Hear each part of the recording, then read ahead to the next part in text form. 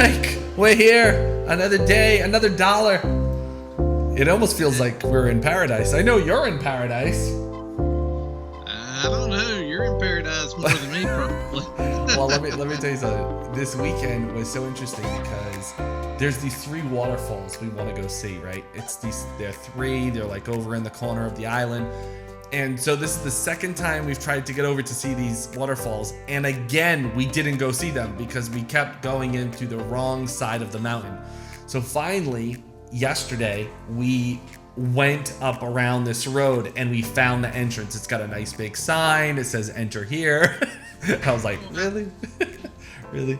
And over there, I mean, you're on the, where are you at? I know that location. It looks familiar. Yeah. No, I'm in South Carolina at the beach. North Myrtle Beach. Look at you. Yep. Look at you. I think we're going to have to, since we're always at the beach, I think we're going to have to start doing this show like this, Mike. That's what I think.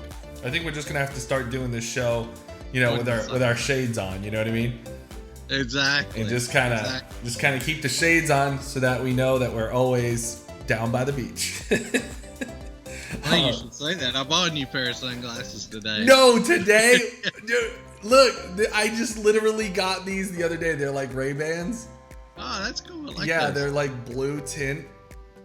Oh, wow. Yeah, and they're called Justins. It's the Justin model. Well, that says made in Italy, but yeah, it's called the Justin model there. Anyway, they're like silicone. They're like silicone. Oh, wow. Yeah, they're really nice.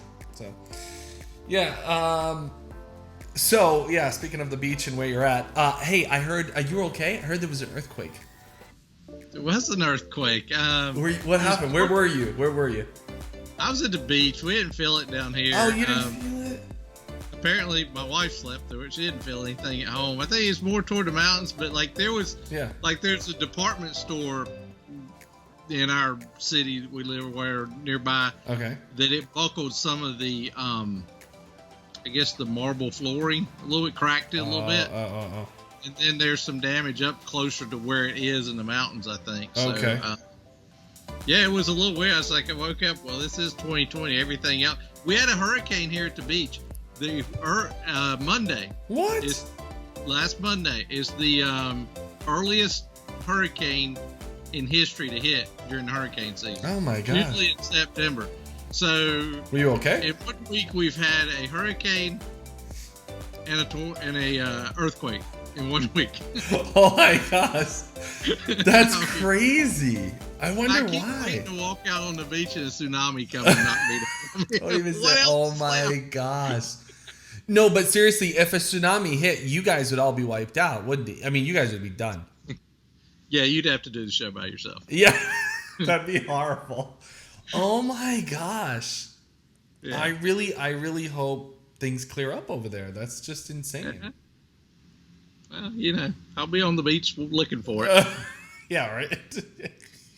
But it's really weird, though, because the beaches are usually clean and, not the night of the storm, but 2 days later, it washes up all these, sea sticks. They're 6 to 12 inches long, a big pile of them, all the way down the beach. Oh, my gosh. It's like, why does 2 days later? Does someone clean it up or something? I mean, how does that work? I don't know. It seems like they're having a pissing contest about it right now because nobody's cleaned it up yet. So. Oh, so they're upset or something? I don't know. I think they're trying to figure. I don't know that they've ever had this stuff wash up like this. I know, right? Maybe they're trying to figure it out. Oh, geez, that's crazy, man. Well, on the brighter side of things, we got a lot of stuff to cover today. We got some good news happening.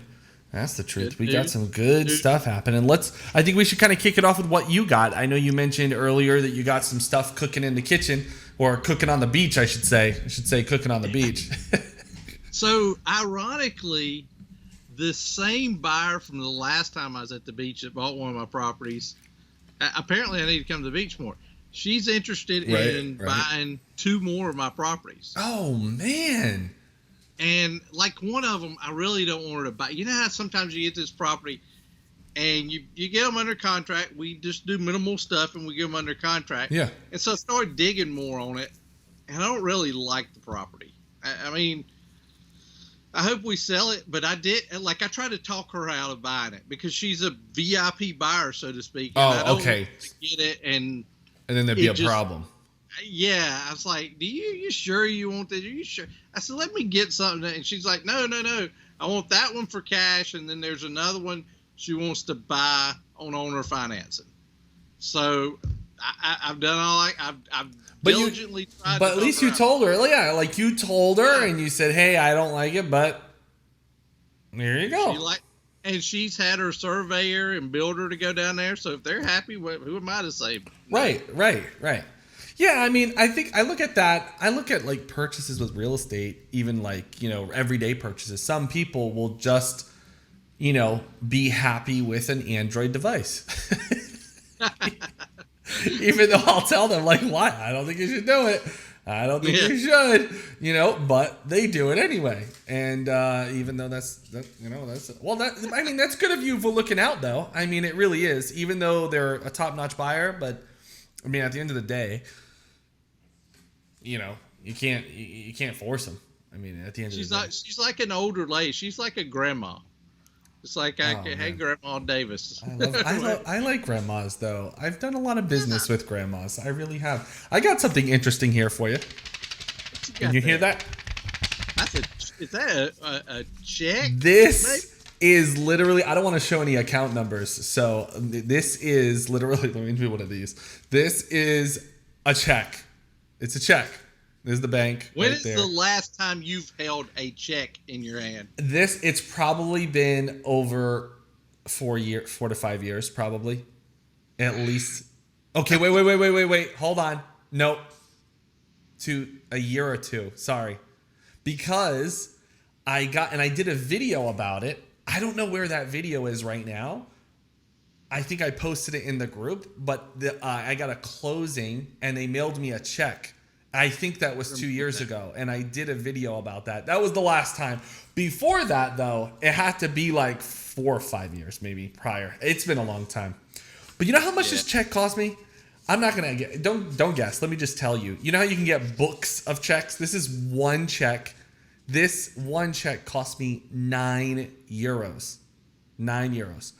And that is because they are trying to incentivize, or if that's the right word, or penalize, that's a better word, penalize people for getting checks because they want to keep everything digital.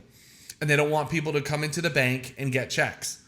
So they're penalizing people for coming in to buy it. So whether you order one check, whether you order 20 checks, you're going to pay $9. And that's on the cheap side.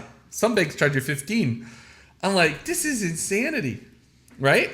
And it's just, but that's what they do because they don't want you to use paper checks. They don't even want you to go into the bank. They want you to do everything electronically. And I didn't realize that, well, until the last week, but also about 2 weeks ago, I did a transfer and I walked into the bank and I said, I need to do a transfer.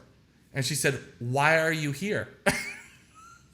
I swear. They don't want you to do a check. They don't want you to bank. This is exactly what she said. She said, why are you here? Why did you come into the bank to do this transfer? Now, mind you, I'm not too familiar with the way to do, banking in Portugal. So I'm, still kind of getting used to it.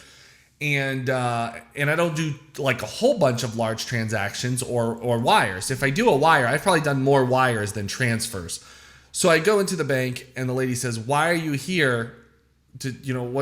Why are you doing this in the bank? And I said, I don't know how to do it from the ATM. And here you can actually do transfers and pay bills on the ATM. It's amazing. You can pay your bill. Yeah, listen to this. You can pay your bills. You can pay your taxes. You can buy your phone data, right? Data from like Verizon or whatever. You can buy your phone data. You can send somebody money. You can pay your water bill, pay your electric bill. Listen, anything you do in your regular day life, you can do from an ATM. That's pretty cool, though. Isn't it? Yeah. It's convenient. Yeah. It's totally convenient. So if you're walking around town or you're walking near an ATM, you can do it all there. So I walk into the bank. This lady's like, why are you here? I'm like, well, I don't know how to do it from the ATM. She's like, oh. She's like, fine. Well, I have to charge you a fee. This was 2 weeks ago. So they charged me €4 to just walk into the bank. They don't want people to walk into the bank. They're penalizing people from not being digital, I was like, this is awesome. But yet at the same time, I'm paying for it at this point. So I got to figure that out, otherwise I'm going to keep on paying all these fees. But yeah, that was really interesting. I wanted to share that with you because I know you always hear me. You're the one who was always getting checks and posting checks, and I'm the one. Yeah. And I'm so, but here's the interesting part though, Mike, that you might find this interesting, is that the reason why I have to get this check is I'm making a new offer tomorrow on a piece of property. And the only way this is one of the ways to do it. The other way to do an EMD deposit is almost like escrow. I do a transfer to the escrow account from an ATM. It goes and sits in the escrow, and if it doesn't buy, they transfer it back. And it's instant. It's like PayPal. Yeah. It almost feels like PayPal, But I didn't know that. I didn't know all that until recently. So here I am with my papers. So, yeah, you went back in time. I went back in time. It's horrible. It's a horrible situation. So now you mentioned also, was that you said you have 2 properties under contract, right? Yeah, they're both down east in North Carolina. Uh-huh. This lady likes the eastern part of North Carolina, so don't everybody go mail in that area. You prefer one market over the other? Do you prefer like North Carolina over South Carolina? No, not really. I don't have a preference. It sounds probably hard. I chase the money. Yeah, that's so true. Where the money is. If I have my favorite markets, probably North Carolina and Florida are my 2 favorite states. Yeah, we were just talking about that. Was it yesterday or whatever, or earlier today or whatever in some emails, that you love Florida, but Florida is a very competitive market. So what would you tell someone maybe who's just starting out? Like, hey, Mike, I want to go invest in Florida. What would you tell somebody, a newbie, just getting started? Check out the areas, do your test mailers. And, anybody that's, I guess, sat under my coaching or whatever knows that I'm big about pushing numbers and being aggressive in the beginning, so you can get some properties. So, be a little bit aggressive in some of your offers. You're going to probably alleviate some of your competition by doing that, but don't offer 10 cents on the dollar.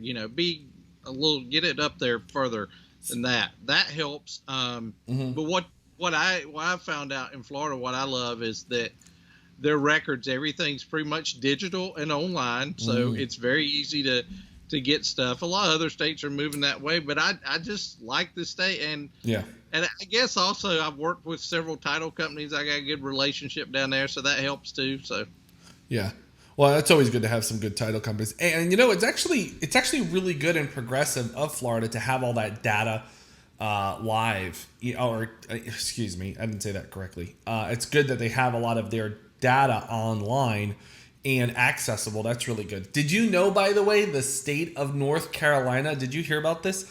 The state of North Carolina was the first state to ever do a completely 100% virtual mortgage closing. Did you know that? No, I didn't. When did this happen? It just happened. I was on one of my shows I did earlier in the week. This was about 2 weeks ago. And if I pull it up, hold on, North Carolina completes first virtual closing. And I want to be clear because this is not just a notary, okay? This is a complete closing, e-docs. Everything was e. So they worked with, was it Quicken? Hold on. They worked with, this happened, by the way, in May. And this was our first North Carolina e-closing. North Secretary of State Marshall said, it's not our last. We want to become a regular option for lenders and their customers because of the many advantages e-closing offers versus the slower traditional paper-based system. This was from start to finish. Everything. Notarized. Go ahead. So whoever could literally sit at home in front of their computer, and they never had to leave their house. They never had to leave their house. They never had to sign one physical piece of paper. Investors Title Insurance Company of Chapel Hill insured it. They notarized the mortgage, while Doc Magic, which is, we've heard of Doc Magic before, and Worldwide Notary. Now, I've never heard of Worldwide Notary, by the way, so I am just going to put that in here as a little save. Worldwide Notary, Zoom info. Oh, WNotary.com. Good to know. Over 350,000 electronic notarizations to date. Okay, now I like to use notarize.com. I don't think this is a solution, just to be clear, since we're doing this show here. I don't think this is a solution for the average person. And just because if you look at notarize.com, you literally can get this. Let's put it this way. This Worldwide Notary is probably business to business, B2B, and B2C is notarize.com, just to make that clear, because if someone comes to this website, they're going to be like, how do I sign my document? And it's not very, user friendly. Does that make sense? Right. Yeah. So notarize.com would be the solution for that. Okay. So those were the people involved in the transaction. And Anderson added that the state, being North Carolina, is significant since it's an attorney state, where it usually gets a lot of pushback, and the e-notary law is more stringent as to what must be done legally. And one last thing here. The e-notary is essential to moving legal filings into the digital age, Secretary Marshall said. People and institutions still want to know that a notary was there in the room confirming the signer's identity, even if the filing is moving through cyberspace instead of being a pile of paper. Huge. It's a mindset that will have to change. Absolutely. Underwriters and everything. But absolutely. It's starting, it sounds like. It's starting, man. I'm just glad like North Carolina was the one, like progressiveness, you know? I was like, oh, that's awesome. It's good to hear. That adds so much value, especially to the remote real estate investing, because I think about again, last time I was down here at the beach, I had to run to the UPS store, have stuff notarized, because back at my main office I have a notary and I can have all that done. Mm-hmm. But I had to run around, get this done, and get docs overnighted in time. Right. Whereas this way I wouldn't have to do all that. Exactly. Stay right here and do it in front of my computer. Exactly. Yeah, it's truly amazing. This is groundbreaking, actually, and this is just going to carry through into the future. So it's really good to hear. It's really good to hear. All right, just a big shout out to a few people. Hey, Cruz, what's going on? And what is that, Adam? Okay, I see a few other people. Just say hello in the comments, and we'll catch up on it. All right, so let's move on to the next thing. Let's talk about some of our client members of the community. Let's talk about Donald. Donald's crushing, man. And he is on fire. Not only in selling stuff, but scaling his business. Scaling everything. Listen, I gotta confess something. He told me that he was gonna mail to a certain state. Okay, I'm just gonna say this state sounded like he was gonna mail to South Dakota. Okay, and I'm like, dude, what is in South Dakota? And even though that wasn't the state, I'm just saying. I was like, all right, try it. You got a passion for the state, go for it, And you know what? He proved me wrong, and I was like, that's awesome, I mean, if you never know till you test the market. You never know. You're so right. You never know until you test the market. And that's really important because sometimes there are deals there. And I think he's going to drop more mail in that area. But, we'll see. It all depends on his numbers and stats. But in regards to scaling, Mike, let's talk a little bit about that. What would you say was the hardest part for you to scale? I want to ask you that question. Honestly, and this is probably not the answer you're thinking, but letting go. Yeah. it's like I can say this because my wife is back at home. She's not here. Okay. She says that I'm a control freak. I don't think that I am, but she can't argue with me right now because she's not here. But it's, in all seriousness, letting go, because my business is my baby. I mean, that's how I feed my family and stuff. Yeah. And entrusting that to somebody else was really, really hard, and it was a huge hurdle to get over. Wow. And I know that probably sounds crazy, but once I started letting things go, maybe taking the calls or scrubbing lists and things, if people ask me things now, they'll say, well, how do you do this? I'll say, yeah, I've done it before, but I've had VAs doing it so long, I forgot. Wait, let me ask my VA. Exactly. Let me get the directions I gave them umpteen time, to get it back. But yeah, honestly, that was the biggest thing. But once you start letting go of stuff, and listen, everybody out there, it is not going to be all, a bed of roses transition. That's true. You may have to go through a couple VAs. I don't have any nightmare stories. I've just had some that just didn't work out, and didn't, I guess, line up with what I think my company's philosophy and things are. Yeah. Nothing bad against them. Yeah. It just wasn't a good fit. Yeah. So you said the hardest part, just repeat that. Sorry. The hardest part for you to scale was it's basically just letting go. Letting go. Yeah. And trusting other people to run those areas. But when I did it though, and took off these mundane things, it's like somebody told me a long time ago, the company needs to work for you. You don't need to work for your company. Yeah. And that's so true. Yeah. And I don't need to be the secretary of my company. I don't need to be the data entry clerk. Right. I need to be the decision maker. True.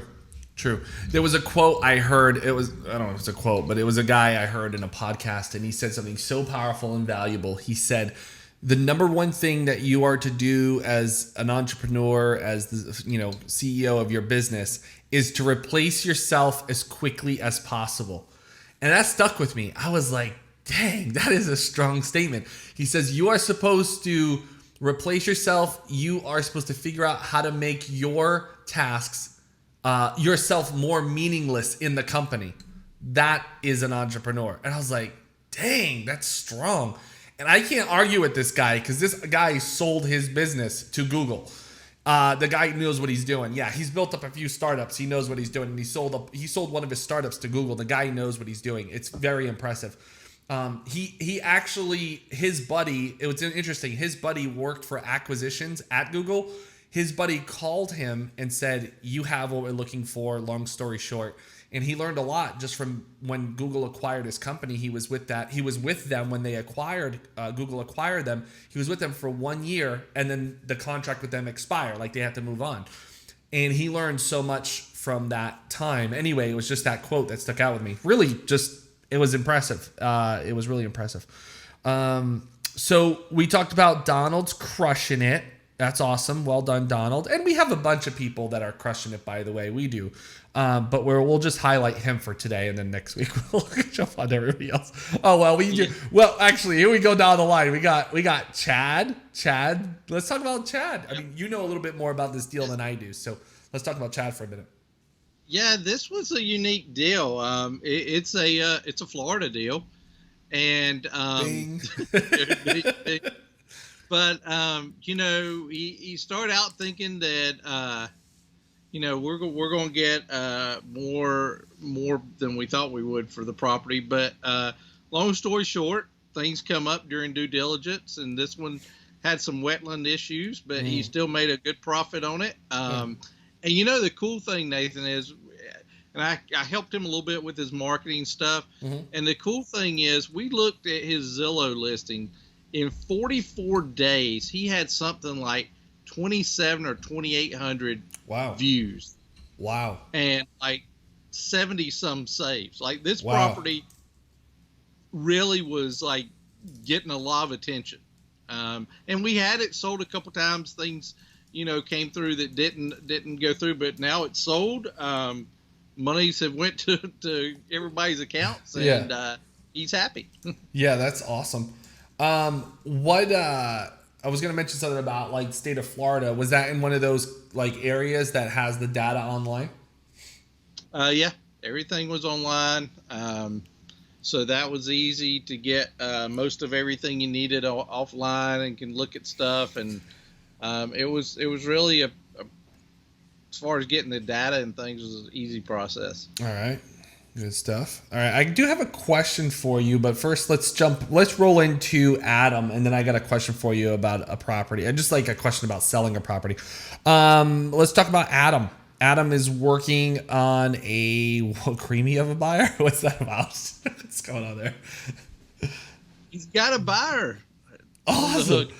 Yeah. Yeah. Is that he's saying lots of exclamation marks. Adam's here live. Adam, how is it going with your buyer? And Adam, I think we've all gone through those buyers that like they seem really solid and they disappear.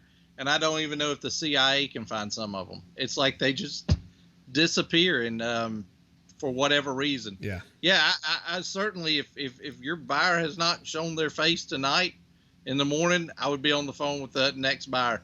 Yeah, absolutely. Oh, absolutely. 24 hours. Let's move on. The first one, again, it's just the first one who has the deposit, first one with the signed contract. You can even let the other buyer know. Say, hey, listen, I'm going to send this to you right now, but I got another buyer interested. And if you don't, whoever gets this to me first is going to get the property. Right. And I'd be upfront with that. I'd be very upfront with that. And use that line all the time. We have buyers that come in, to save Mr. Buyer, Mrs. Buyer, to save yourself any headache of losing this property. We have buyers that come in sometimes at the last minute. So if you're serious about this, you should get their deposit in, and you should get this contract signed so we can move forward and get this property secured for you. That's really important. So yeah, and that kind of plays into that VIP type buyers list too. We may be holding deposits for important buyers. Well, yeah, that makes a good point, though. That would be, how you have your VIP buyer that you were talking about in the beginning of this conversation? Yeah. That someone like that, where you've done like that repeat business with, is kind of like good for that. Or maybe someone that you have built a good relationship with and you haven't closed a deal with them, but you've really hit it off. VIP buyers lists are where you definitely got to build a relationship, because if you don't, no one's going to want to just randomly give you $1,000 deposit. They have to know there's some credibility there, right? They have to feel that urgency, or that, like, hey, deals go fast with us, so you better get your deposit in. Otherwise, it's going to be a little bit difficult to build a buyer's list. But it's definitely doable. It's definitely a smart way to do it, too. It works out really well. All right. So, Mike, I think that's all the highlights that I have for today. We've covered your deals. We've covered Donald's updates and closings. Donald's got like 4 deals in the pipeline about to close or something like that. We've covered Chad's closing and Adam's buyer. Yeah, I think we've covered all the news for this week, man. Yeah, a lot of our members are really doing things. It's so great, and we just don't. We genuinely mean it when we say it's really great to see somebody's business get off the ground and grow, and see them really, do things in their life that they've been wanting to do but haven't been able to. You don't know. That's a great fit. I get excited for you guys as I do for my own deals. Probably more excited a lot of times. Yeah, for sure. Awesome. For sure. Well, I'm not excited about this whole deal with this check and everything, but I'm more excited that, Donald is closing on 4 deals. Yeah, exactly. Yeah, that's the truth. So that's really good. All right. Well, if we don't have any other questions or anything that's come up, Mike, I think that's about it. That's it. Good call. Yeah, man. That's how we do it. Let's roll that in there for a second. Okay. There we go. All right. So until next time, next week, right? We're here, same time. Are you going to be there? Are you going to be there next week? I should be home next week. Should be. Really? Yeah, I'm going to try that living at home concept a little while. Wow. Actually, this was really a good week to go. On a personal note on it, my wife is wasn't feeling well this weekend. I don't know. Maybe I'm the horrible husband that left town. But she actually kicked me out of the house because she works in healthcare. So she's like, could this be COVID? Could it be, whatever? And she had the COVID test, all that. It's negative. But she did come back positive for the flu. Oh. So, I'm down here away from her while she's, so you're on quarantine. Yeah, that's it. Yeah. So you're on quarantine. But she was really glad. She says, please go down. Don't think you guys stay here. Because if you stay here, then you're going to get sick, and then it's not going to be pretty, probably. Yeah, right. Oh, well, at least hopefully it's just the flu and not anything else. Something I'm not looking forward to is my kids going back to school. Don't get me wrong. I want them to go back to school. But let me tell you, when they're not in school, my kids haven't been sick in 3 months. Yeah. Oh my gosh. And I'm just not looking forward to that. But anyway, they got to go learn. Got to send those kids off. Go learn. Exactly. All right, man. Good stuff. So we'll be here same time, same place next week, Monday. Thanks everybody for chiming in. And we'll see you next time. See you.